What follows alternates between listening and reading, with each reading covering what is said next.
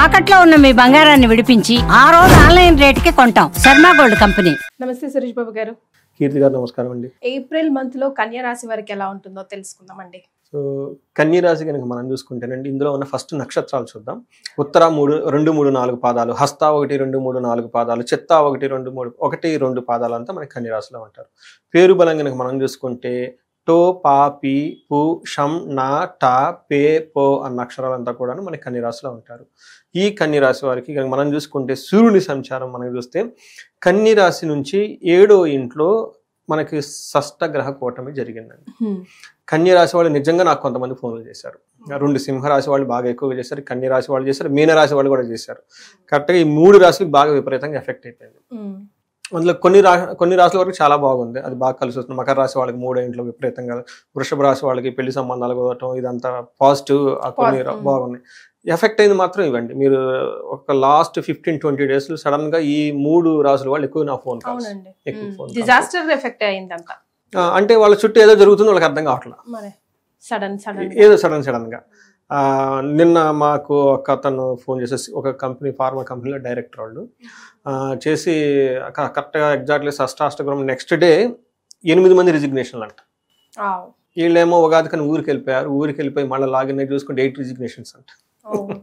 చూడండి, ఇట్లా ఏదో సంథింగ్ జరుగుతుంది ఏంటో అర్థం కాదు. 8 రిజిగ్నేషన్స్ అంటే సీరియస్ కదండి. ఒక కంపెనీకి సడన్ గా వాళ్ళు ఏదో పండగ ఊరికి వెళ్ళిపోయారు, ఆ ఊరికి అయిపోయిన తర్వాత వచ్చిన తర్వాత చూసుకుంటే 8 రిజిగ్నేషన్స్ పడిపోయినాయి.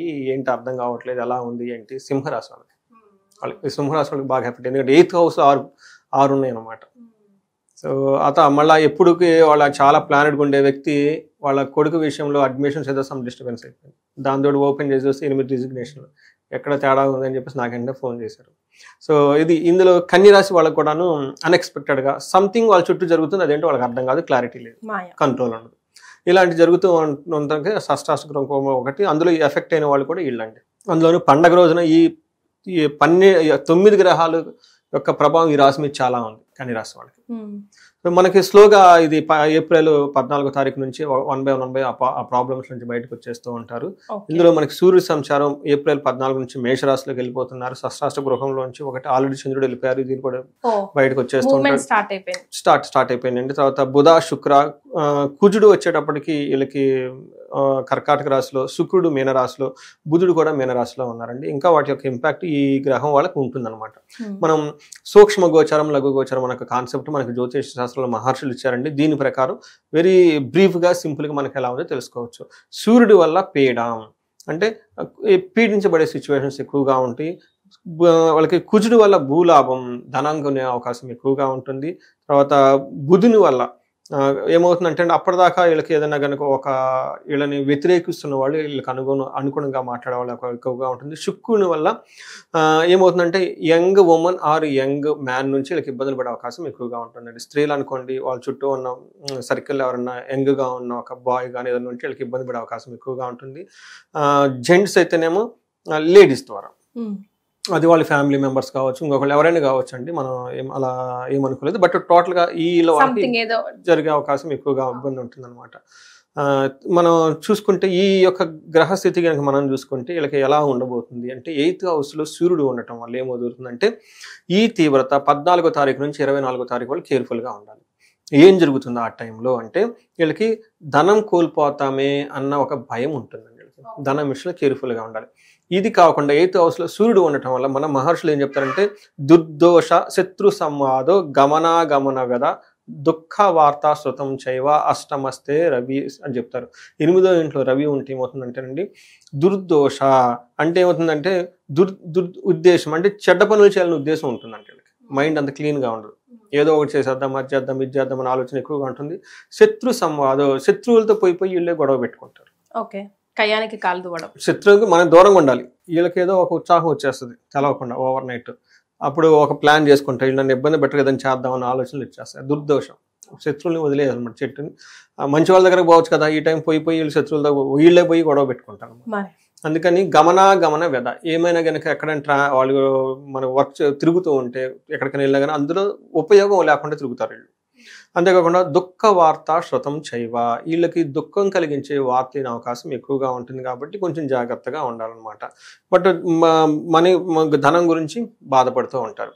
అయితే వీళ్ళకి కుజుడు కూడాను వీళ్ళకి 11th హౌస్లో ఉండి 6వ ఇంట్లో దృష్టి చూడటం వల్ల చాలా విషయాల్లో మిక్స్డ్గా ఉంటుంది. ఫస్ట్ వీళ్ళకి 11th హౌస్లో కుజుడు విపరీతమైన యోగ్యతను ఇస్తూ ఉంటారు. ఏ విధంగా అంటే వాళ్ళకి 11th హౌస్లో ఉండటం వల్ల ఏమవుతుందంటే వీళ్ళకి ధనలాభము, తర్వాత శత్రువుల మీద వీళ్ళది ఆధిక్యత ఉంటుంది. పుణ్యకార్యాలు చేయటం వల్ల వీళ్ళకి బాగా కలిసి వస్తుంది. నూతన గృహ వస్తువులకు సంబంధించిన విషయాలు వీళ్ళు బాగా కొనుక్కుంటూ ఉంటారు. తర్వాత 2వ ఇంట్లో వీళ్ళకి దృష్టి ఉండటం వల్ల దుర్మార్గుల సహవాసం, ఈ విషయంలో చాలా కేర్ఫుల్గా ఉండాలి. నాకు చాలా మంది ఫోన్ చేశారు, ఏమంటే మీ వీడియో చూసామండి, మీరు కరెక్ట్గా చెప్పారండి, మాకు ఉందని వదులుకోలేకపోతున్నాం, ఏం చేయాలి, దానికి మళ్ళీ రెమెడీ అవి అంటే పాపం చాలా ఇన్నోసెంట్కి కాల్ చేస్తుంటారు, ఏమంటే మీరు చెప్పారండి ఇది కరెక్ట్గా నాకు జరుగుతుందండి, నాకు తెలుసు ఇది రాంగ్ అని, మరి అట్లా పరిష్కారం ఏంటి? మరి అన్నీ అంత ఈజీగా వదిలేసుకోలేము సురేష్ గారు. ఎనీవే మనకు తెలిసినా కూడా we can't leave it so easily. అదే కదా మాయ అంటే.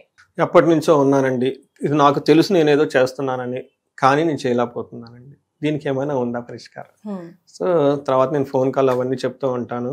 వాళ్ళ యొక్క డిఫరెంట్ ధర్మార్థ కామ మోక్షాలాగా హరిషడ్ వర్గాలు ఏ వర్గం ఉందో వాళ్ళకి పట్టుకొని చూసి వాళ్ళకి సంబంధించిన అంటారు హరిషడ్ వర్గాలను తగినరికే నందకము అని చెప్పేసి వెంకటేశ్వర స్వామి వెళ్ళండి అని చెప్పేసి అక్కడ పంపించేస్తూ ఉంటాం అనమాట.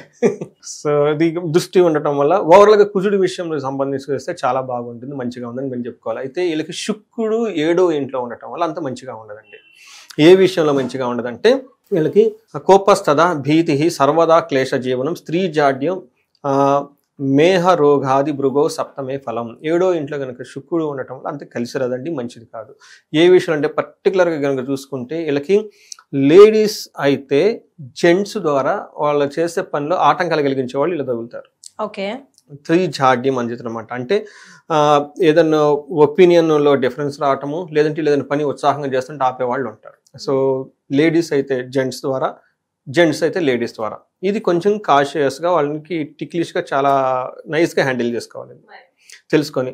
తర్వాత 1st హౌస్లో ఉండటం వల్ల వీళ్ళకి లవ్ విషయంలో, రొమాన్స్ విషయంలో, ప్లేజర్స్ విషయంలో, సుఖ సంతోషాలు భోగంలో చక్కగా ఉంటారు. ఓకే, కానీ ప్రాబ్లం ఎక్కడ వస్తుందంటేనండి, మనకి ఇందాక చెప్పుకున్నట్టుగా లేడీస్ అయితే జెంట్స్ అయితే భేదాభిప్రాయాలు వచ్చేసి వాళ్ళ ద్వారా వీళ్ళకి ప్రాబ్లమ్స్ క్రియేట్ చేసే అవకాశం ఎక్కువగా ఉంది. ఇట్స్ బోత్ వే, 2 వేలు కూడా ఒక ఇది కనిపిస్తుంది కాబట్టి కొంచెం జాగ్రత్తగా ఉండటం ఎంతైనా అవసరం మనకి. రైట్. మరి నక్షత్రాల ప్రకారం ఎలా ఉంటుంది? నక్షత్రాలు ఉత్తర ఫాల్గుని, హస్త, చిత్త నక్షత్రాలు మనకి ఇందులో ఉంటాయండి. ఇందులో కనుక మనం చూసుకుంటే ఉత్తర ఫాల్గుని వాళ్ళకి 2 విషయాల్లో బాగుంది, 2 విషయాల్లో ఛాలెంజింగ్ గా ఉంది. సో వీళ్ళకి ఈ నక్షత్రం వాళ్ళకి కనుక చూసుకుంటే ఫస్ట్ ఎక్కడ పాజిటివ్ అంటే ఈ మాసం అంతా వీళ్ళు క్షేమంగా ఉంటారు, టెన్షన్ పడిన అవసరం లేదు.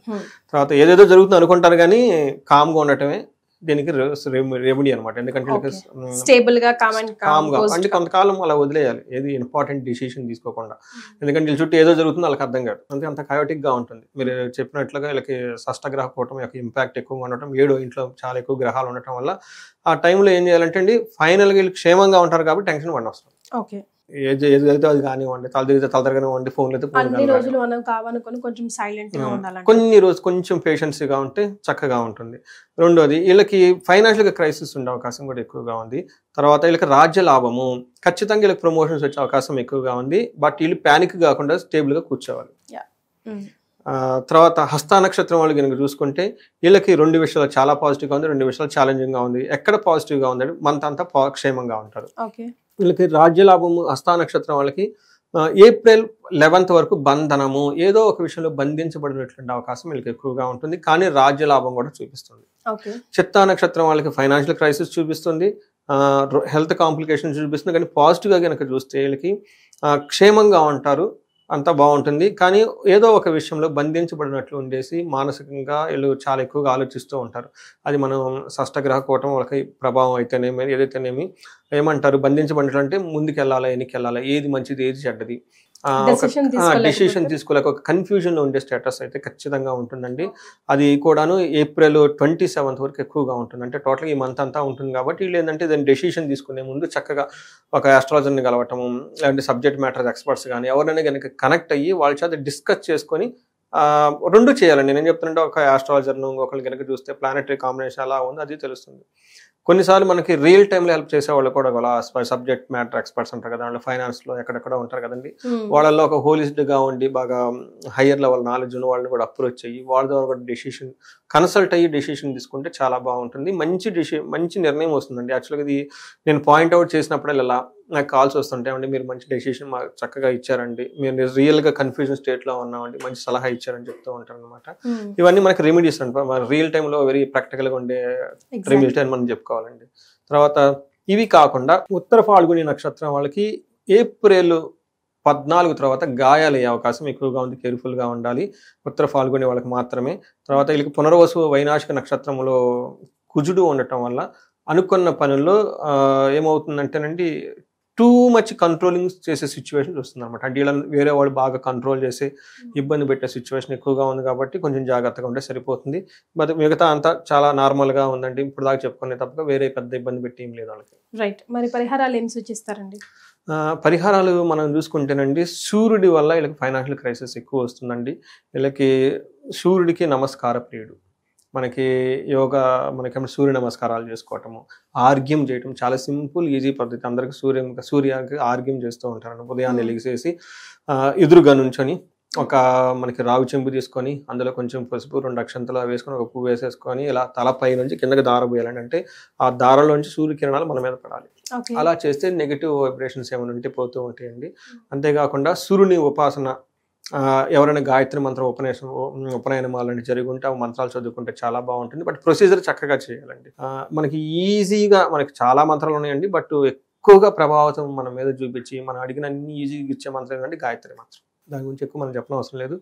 ఈ గాయత్రి మంత్రం ఉపాసన సూర్యుడికి సంబంధించింది కాబట్టి అండి ఆల్రెడీ కొంతమందికి వాళ్ళ కులంలోనో వాళ్ళ దాంట్లో ఈ ఆచారం ఉంటుంది, ఉపనయనం చేసుకోవటం గాయత్రి మంత్రం ఇలా చేసుకుంటే చాలా బాగుంటుంది. పెద్దవాళ్ళు ఎవరైనా కనుక ఉంటే ఇంట్లో చక్కగా హెల్త్ బాగలేన కనుక టైంలో కనుక ఎవరైనా ఉంటే శుక్రుని వల్ల కూడా హెల్త్ లేదు కాబట్టి వీళ్ళకి అగ్నిహోత్రం చేయగలిగితే చాలా బాగుంటుందండి. ఇంట్లో రిపీటెడ్గా నెగిటివ్ ఏదైనా ఇన్సిడెంట్స్లు జరుగుతూ ఉంటుంది, విషాదంగా ఉంటుంది, ఒకళ్ళొకళ్ళు ఊరు ఖర్చుకుంటూ ఉంటారు, ఏమీ రీజన్ ఉండదు అరుచుకుంటుంటారు. అదేంటికో తెలియదు వాళ్ళకి కూడా పాపం తెలియదు రీజను, కానీ అరుచుకుంటూ ఉంటారు. అలా అని ప్రేమాభిమానాలు అంటే ఉంటాయి.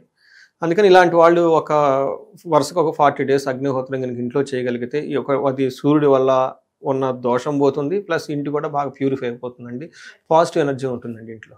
రైట్. సో మొత్తం మీద కన్యా రాశి వారికి బాగానే ఉంది, అంతగా భయపడాల్సిన అవసరం లేదు. కొంచెం హెల్త్ విషయంలోనే ఆఫీస్ విషయంలో జాగ్రత్తగా ఉండాలి. కరెక్ట్ అండి. చాలా సంతోషం అండి. ధన్యవాదాలు. ధన్యవాదాలు.